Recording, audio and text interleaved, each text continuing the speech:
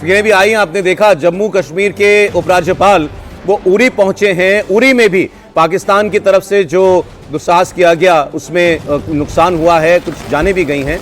और इस वक्त आप देख रहे हैं, माफ कीजिएगा, एलजी जो हैं जम्मू कश्मीर के वो उरी पहुंचे हैं। एक भरोसा भी इससे पहुंचता है सभी नागरिकों को कि सरकार पूरी तरीके से उनके साथ है। ये कुछ बोल रहे हैं सर? देखो, क्योंकि मैंने वहाँ ही ब्रिगेड कमांड की है मत्सल सेक्टर में। देखो, ये आप समझना पड़ेगा, Gurez sector, Machil sector, Tangdhar sector, करंट सेक्टर और फिर ये जो है उड़ी सेक्टर, ये बहुत ज़्यादा इम्पोर्टेंट है। क्योंकि अभी आप लास्ट कुछ दिनों से जितनी फायरिंग उस इलाके में हुई है वो बहुत ज़्यादा थी और उसमें कुछ न कुछ सिविलियन की कैजुअलिटी भी हुई है। और ये सच्चाई है कि जब अभी एलजी वहाँ पहुँचे तो 3-4 मैसेज भेजना चाहते हैं। एक तो हम आपके साथ हैं, उनके जो एक प्रकाश शमशाबाड़ी से आगे जो लोग रहते हैं जिनको पहाड़ी कहते हैं, उनसे बातचीत करके उनको भरोसा दिलाने का। दूसरा, एक सिचुएशन को परखना कि जहाँ से फायरिंग दुश्मन की हो रही थी। ये भी बताया गया है कि जहाँ से जिन बंकरों से भी पाकिस्तान ने फायरिंग की है वो ऑलमोस्ट कल बर्बाद कर दिए भारत की फ़ौज ने। भारत की फ़ौज ने बहुत ज़्यादा फायर पावर का इस्तेमाल किया और उन बंकरों को कम से कम 15 से 16 बंकर कल पाकिस्तान के डिस्ट्रॉय हो चुके हैं, स्पेशली कुपवाड़ा सेक्टर में।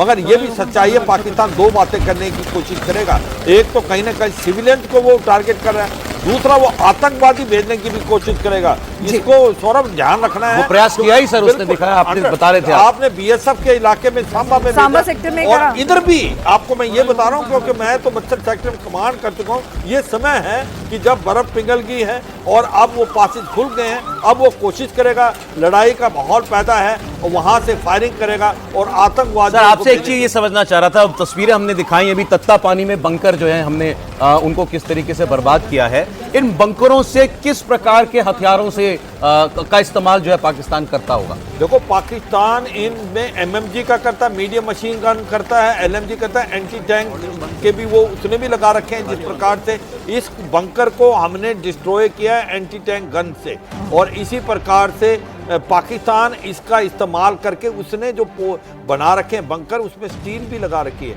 और वो जो बंकर हैं हाइट पे होते हैं, वो 2 से 3 किलोमीटर तक देख सकते हैं। एमएमजी का इस्तेमाल करता है, रॉकेट लॉन्चर का भी इस्तेमाल करता है। तो वाकई वो सर, एक और आपको खबर दिखा रही हूं कि यहाँ पर जम्मू कश्मीर के सीएम भी जो हैं वो भी तस्वीरों में नजर आ रहे हैं। एलजी उरी पहुंचे हैं, वो जम्मू पहुंचे हैं, तो लगातार ये संदेश भी देने की कोशिश कर रही है कि हम आपके बीच, आपके साथ खड़े हुए हैं, पैनिक होने की जरूरत नहीं है। हमारी सेना इतनी सक्षम है, हमारा नेतृत्व इतना सक्षम है कि हम पाकिस्तान दुश्मन के हर गोले का मुंह तोड़ जवाब भी देंगे और आपके साथ खड़े भी रहेंगे। तो एक मैसेजिंग जो है वो भी अपने लोगों के बीच में सौरभ बहुत जरूरी हो जाए। बहुत महत्वपूर्ण है। उमर अब्दुल्ला साहब जो है उनका भी जम्मू पहुंचना जो है एक अहम खबर है। और चूंकि जम्मू आपने देखा कल रात से ये एक किस्म से अंडर अटैक था पाकिस्तान से, ड्रोन्स और मिसाइल्स के जो हमले हुए हैं जम्मू में, तो आपने देखा आसमान में किस तरीके से रोशनियां जो हैं वो रात भर हमने देखी हैं। और इसलिए वहां के लोगों को भी एक भरोसा देने के लिए मुख्यमंत्री का जम्मू आना एक महत्वपूर्ण कदम है। उमर अब्दुल्ला जम्मू के दौरे पर फिलहाल आपको दिखाई दे रहे हैं और एलजी मनोज सिन्हा वो उरी पहुंचे हुए हैं। उरी में सबसे उरी, पुंछ, माचिल, गुरेज, ये तमाम सेक्टर्स हैं जहां सबसे ज्यादा हेवी फायरिंग जो है वो हो रही थी और वहां पर सबसे ज्यादा लोगों के घरों को जानमाल का भी नुकसान आया था। तो ऐसे में वहां पर लोगों के बीच पहुंचना, उनके बारे में जानना और प्रशासन के थ्रू तमाम इंतजामातों को और बेहतर करना, अगर उनकी कोई शिकायत है, कोई उनकी रिक्वायरमेंट्स तो उनको भी फुलफिल करना, तो एक बड़ी मैसेजिंग यहाँ पर जम्मू में सीएम का पहुंचना और उरी में एलजी का पहुंचना अपने आप यहाँ पर दी जा रही है। और जम्मू के लोगों में सर हमने देखा कि कल जिस तरह से एक आयरन डोम हमारे ऊपर भी बना हुआ था, क्योंकि जिस तरह से हम आकाश में रोशनियां देख रहे थे, वो मिसाइल ड्रोनों को न्यूट्रलाइज किया जा रहा था, तो जम्मू के लोगों में जरा सा भी पैनिक नहीं था। किसी से भी आपने बात की हो तो वो कह रहे थे कि नहीं, हम बिल्कुल सेफ एंड सिक्योर हैं। देखिए, भारत के अंदर आपने शुरू जो बात करी थी कि एलजी भी आए हैं और चीफ मिनिस्टर आए हैं अलग अलग जगह जम्मू और उरी के अंदर। एक चीज़ मैं उरी का बोलना चाहता था। उरी में अगर आपको याद हो तो झेलम के ऊपर एक बहुत बड़ा हाइड्रो इलेक्ट्रिक प्रोजेक्ट है, जिसका वाटर जब खोला गया था तो पाकिस्तान फ्लड कर गया था। और ये बात IWTT के बाद, तो ये सेंसिटिव टारगेट था पाकिस्तान के लिए, इस वजह से भी क्योंकि इंडस वाटर ट्रीटी का जो इफेक्ट है वो उरी उनमें से एक बहुत ही इंपॉर्टेंट डैम है, हाइड्रो इलेक्ट्रिक प्रोजेक्ट है। दूसरी चीज़ है, जब भी ऐसे बम्बार्डमेंट होती है, ज़्यादातर जब डैमेज होता है, लोगों के घर उड़ जाते हैं, लोग मारे जाते हैं, बच्चे महिलाएं मारी जाती हैं, तो एक खौफ का एनवायरनमेंट क्रिएट हो जाता है, एक फियर हो जाता है, एक पैनिक हो जाता है। और लोगों को चाहिए कोई आए उनके बीच में सिविल एडमिनिस्ट्रेशन से, आके ये कहे हम तुम्हारे साथ हैं, आपकी रक्षा हम करेंगे, आप चिंता मत करिए, इस समय मुश्किल का समय है, हमारा भी साथ दीजिए, हम आपका साथ देंगे। और जो एडमिनिस्ट्रेशन कर सकता है, जैसे रेस्क्यू ऑपरेशन हो गया, थोड़ी एड दे दी अगर किसी को उस चीज़ की ज़रूरत है, या फिर जो वहाँ पे सुविधाएं हैं उसमें अगर कोई भी प्रॉब्लम आ रही है तो उन सुविधाओं को वापस रिस्टोर करना, ये एडमिनिस्ट्रेशन का काम होता है। और इसके लिए LG जो एक बहुत ही इंपॉर्टेंट फिगर है उस एरिया में, और चीफ मिनिस्टर जो एक अनदर बहुत ही इंपॉर्टेंट हेड है पूरे गवर्नेंस के जम्मू एंड कश्मीर स्टेट के अंदर। तो ये मेन रीजन है, जब वो जाते हैं लोगों के अंदर कॉन्फिडेंस आता है, लोगों को लगता है कि उनके साथ पूरा देश खड़ा है और पॉलिटिकल एस्टैब्लिशमेंट खड़ी है जिनको उन्होंने इलेक्ट किया। और दूसरा, आपने बात करी एयर डिफेंस सिस्टम की, इसमें निसंदेह ना केवल पाकिस्तान, अब ये मैसेज क्लियरली पूरे वर्ल्ड को चला गया है कि जो भारत की इंटीग्रेटेड एयर डिफेंस सिस्टम है, इंसिडेंटली जो रिस्पॉन्सिबिलिटी है एयर डिफेंस की वो पूरी की पूरी एयरफोर्स की है, लेकिन इसके अंदर इंटीग्रेटेड एयर डिफेंस सिस्टम्स होते हैं दोनों सर्विसेज के, आर्मी के भी, एयरफोर्स के भी और कुछ हद तक नेवी के भी। तो सिस्टम्स को इंटीग्रेट करके जो पिक्चर जाती है वो एक जाती है integrated air command and control centre में, जो कि एयरफोर्स कंट्रोल करता है। S-400 जैसे सिस्टम्स जो है लॉन्ग रेंज, उसको भी एयरफोर्स कंट्रोल करता है। तो कहीं ना कहीं एयरफोर्स का बहुत अहम रोल है एयर डिफेंस का, ये उनकी प्राइमरी रिस्पॉन्सिबिलिटी भी है कि देश को एयर थ्रेट से बचा के रखे। तो इंडियन एयरफोर्स ने अपनी प्रोफेशनलिज्म, इंडियन सेना, हमारी भारतीय सेना ने तो करी है और हमेशा करते हैं, हर वॉर के अंदर करते हैं, लेकिन भारतीय वायुसेना की प्रोफेशनलिज्म स्पेशली इस युद्ध के टाइम में बहुत ही क्लियर है और लोगों पे विश्वास है। कर्नल राजीव अग्रवाल भी स्टूडियो में आ चुके हैं, सर स्वागत है आपका। रात में पाकिस्तान के मिस एडवेंचर का उस वक्त भारत ने जवाब दे दिया।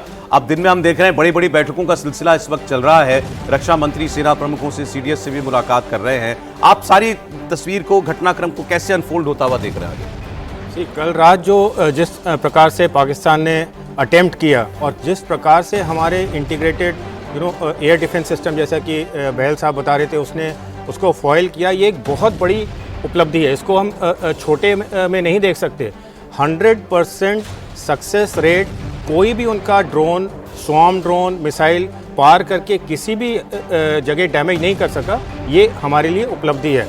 बट मैं इसके साथ ये भी कहना चाहता हूँ कि इस एग्ज़ाम्पल को हम हमेशा दोहरा पाएंगे, 100% सक्सेस हमेशा फॉइल करने में मिल पाएगा, ये ज़रूरी नहीं है। और इसके लिए हमें तैयार रहना है। कभी ना कभी किसी ना किसी पॉइंट पे जब वो हायर ग्रेड वेपन प्लेटफॉर्म्स को यूज़ करेंगे तो ये चांसेस हैं कि कोई ना कोई मिसाइल पार आएगा और हमारे ऊपर कहीं ना कहीं कोई डैमेज हो सकता है। दूसरी बात है, इंटरनेशनल बॉर्डर के अक्रॉस जो इन्होंने इन्फिल्ट्रेशन की कोशिश की और BSF ने जिस प्रकार से फॉइल किया, ये हमारी एक अलर्टनेस लेवल को दर्शाता है कि भाई it is not only line of control और इंटरनेशनल बट इंटरनेशनल बॉर्डर पे भी।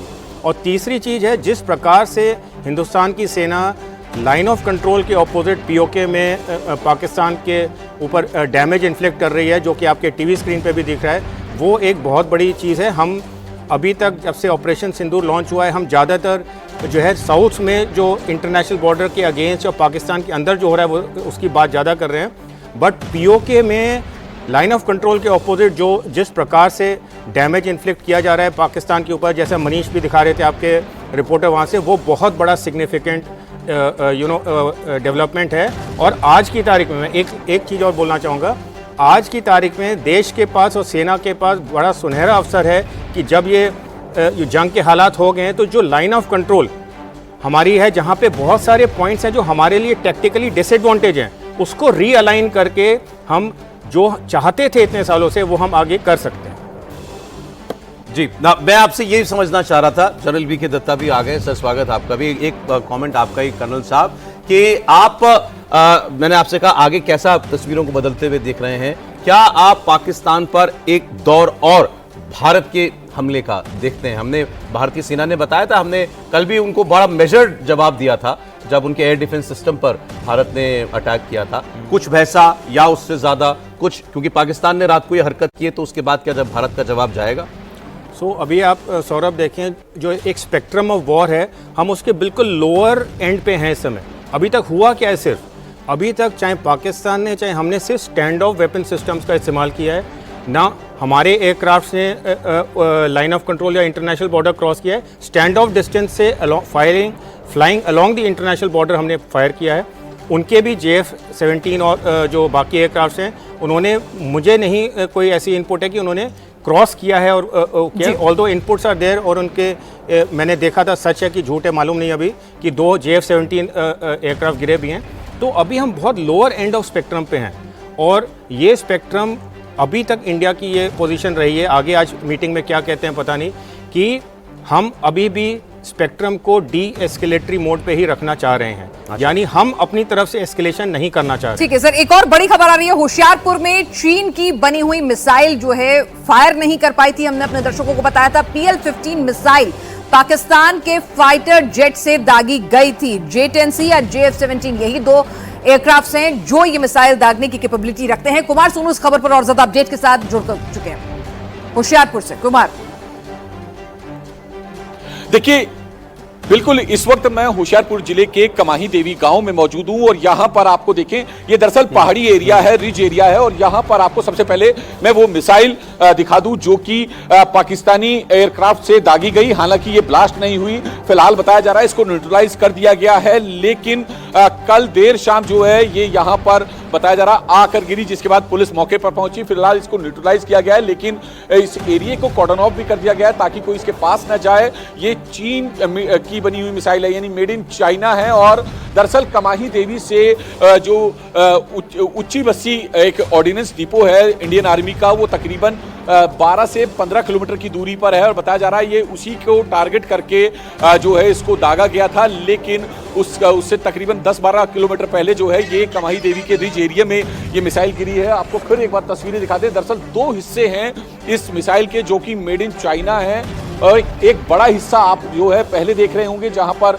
ये सफेद कलर के जो और पीले कलर के बोरे पड़े हुए हैं, वहां पर जिसको न्यूट्रलाइज करने के लिए बोरे जो है प्रशासन और पुलिस की तरफ से रखे गए हैं, और इसके बाद एक छोटा हिस्सा जो है वो आगे की तरफ गिरा है। हालांकि जो आसपास का एरिया वो कॉर्डन ऑफ किया गया है, पंजाब पुलिस के सिपाहियों को यहां पर तैनात कर दिया गया है ताकि कोई भी जो गाँव वाला है, जो लोकल है, वो जैसे जैसे उन्हें खबर मिल रही है तो वो देखने के लिए आते हैं, तो ऐसे में वो लोग वहां ना जाएं ताकि किसी भी तरीके से कोई अनहोनी ना हो। लेकिन पाकिस्तान की ये नापाक हरकत जो है वो एक बार फिर देखने को मिली है, किस कदर जो है वो आतंक को पनाह दे रहा है, और आतंक को पनाह ही नहीं, आतंक को पनपने के लिए, उसको जो है पोषने के लिए जो है किस तरीके से एक आक्रामक युद्ध की भूमिका जो है वो अपनाए हुए है। तो तस्वीरें ये होशियारपुर की पंजाब के होशियारपुर जिले की है, जहां कमाही देवी में ये एक ऊंची बस्सी जो ऑर्डिनेंस डिपो है उसके पास तकरीबन 12 किलोमीटर पहले जो है ये मिसाइल दागी गई है, जो कि मेड इन चाइना है।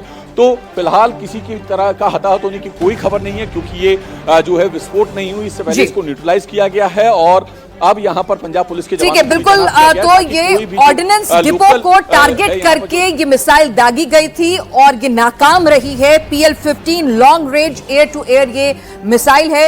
एयर कॉमोडोर बहल, अभी भी क्या मिसाइल किसी तरह का कोई खतरा हो सकती है या खत्म हो चुकी है, फुस हो चुकी है, कुछ देखिए मिसाइल के अंदर वॉरहेड ने तो एक्सप्लोड किया नहीं अभी, तो जब तक वॉरहेड एक्सप्लोड नहीं करता तब तक डेंजर रहता है। इस वजह से इसको कॉर्डन ऑफ करना चाहिए इस एरिया को, और साथ में जो बॉम्ब डिस्पोजल स्क्वाड के हैं उन लोगों को आना चाहिए, लेकिन उनको भी इस तरीके से इसको डिस्पोज करना चाहिए कि इसके जो की सिस्टम्स हैं और की कंपोनेंट्स हैं वो डैमेज ना हो।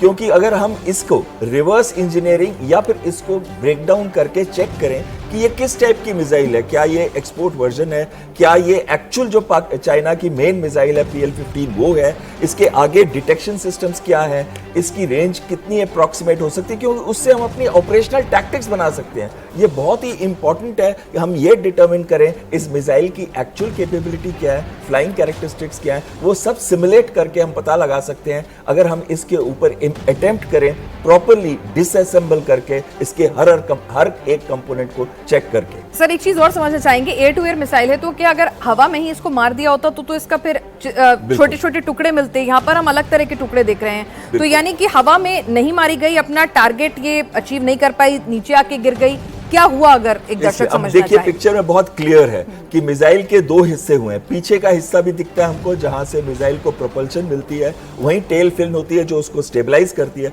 इससे आगे देखिए वर्टिकल स्टेबलाइजर, यानी कि जो उसको ऊपर नीचे जाने की वो देते हैं, डायरेक्शन देते हैं। और फिर देखिए विंग्स है इसके छोटे से, और साथ में जो फ्रंट का नोज का पोर्शन है वो मिसिंग है, उसके अंदर होता है, वो आगे जाके टूट के गिरा है। तो यानी उसी में पेलोड होता एक है। हिस्सा ये है, देखिए जो अलग हिस्सा दिखाई दे रहा है, सिस्टम होता है। वेल साहब एक जी। टुकड़ा अलग दिखाई दे रहा है। बिल्कुल, तो इसमें डिटेक्शन सिस्टम होते हैं, जैसे कि मिसाइल का इलेक्ट्रो ऑप्टिकल होगा, इमेजिंग इंफ्रारेड सिस्टम होगा, या उस तरह के सिस्टम होते हैं जिससे मिसाइल होम ऑन करती है किसके ऊपर, टारगेट के ऊपर। ये मिसाइल एयर टू एयर है, यानी कि एक हवाई जहाज से दूसरे हवाई जहाज या ड्रोन के ऊपर फायर करने वाली मिसाइल है। इसका यह भी मतलब है कि उन्होंने किसी एयरक्राफ्ट पे या ड्रोन पे लॉक ऑन किया था, लेकिन हो सकता है उसकी रेंज ज्यादा हो, जिसकी वजह से प्रोपेलेंट जो उसका फ्यूल है वो खत्म हो गया और वो गिर गई हो। लेकिन ज्यादातर मिसाइल्स सेल्फ डिस्ट्रक्ट करती हैं। अगर ये सेल्फ डिस्ट्रक्ट नहीं करी, इसका मतलब हो सकता है इसके अंदर भी कोई कमी हो, कोई खामी हो, या ये कोई मैलफंक्शन हो सकता है। और ये चीन के लिए बहुत दुख की बात होगी, क्योंकि उनके जनरल साहब एक्सपोर्ट बड़े चर्चे थे इस मिसाइल के, बहुत इसका नाम चल रहा था जब ये हालात बन रहे थे, तब हम और आप बात करते थे। देखिए जरा उसको। बिल्कुल, अभी थोड़े दिन पहले जब ये हमने 22 अप्रैल का जो वाक़या हुआ है, पाकिस्तान ने तुर्की से मदद मांगी, चीन से मदद मांगी अपने हथियार वगैरह अपग्रेड करने के लिए, और जो PL-15 है उनको ये 100 मिसाइलें चाइना ने तुरंत एमरजेंट बेसिस पे भेजी। अभी मेरे को ये लगता है कि अभी तक ये PL-15 को पूरी तरह से JF-17 है मेरे ख्याल से उनका, उसमें इंटीग्रेट नहीं कर पाए हैं अभी तक। इन पायलट्स को ये भी नहीं मालूम कि इस मिसाइल को सही तरीके से इस्तेमाल क्या करना है। और मेरा ये मानना है कि जो ये मिसाइल आके गिरी है, उनके पायलट्स ने from across the line of control और IB ये विचार करके कि कोई उसको हरकत दी होगी, उसे बोला हवा में मार दो, लग गई तो वाह, नहीं लगी तो गिर जाएगी। तो ये उस प्रकार का एक्शन दिखता है मेरे को, क्योंकि एयर टू एयर मिसाइल है ये एयर टू ग्राउंड टारगेट में कोई खास डैमेज नहीं करेगी।